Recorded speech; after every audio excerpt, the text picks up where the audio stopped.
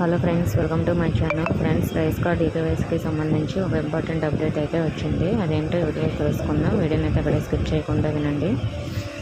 అలాగే చాలామంది ఈకేవైసీ చేయించుకోవడానికి మేము మా విలేజ్లో లేమని అంటున్నారు. అటువంటి వారు రేషన్ షాప్లో, అంటే మీరు ఉంటున్న దగ్గర రేషన్ షాప్లో కానీ లేదంటే సచివాలయంలో కానీ చేయించుకోండి. సచివాలయంలో చాలామంది చేయట్లేదని అంటున్నారు. సచివాలయంలో ఆప్షన్ అయితే ఉందండి, వాళ్ళ లాగిన్లో చూడమని చెప్పండి.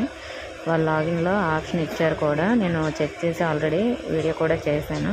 అలాగే ఈకేవైసీ లాస్ట్ డేట్ అయితే మనకి ఇంతకుముందు మార్చి 31వ తేదీ కదా, ఇప్పుడు మనకి దాన్ని ఏప్రిల్ 30 వరకు పొడిగించడం జరిగింది. కాబట్టి ఇంకా టైం ఉంది, కాబట్టి ఎవరు కంగారు పడాల్సిన అవసరం లేదు.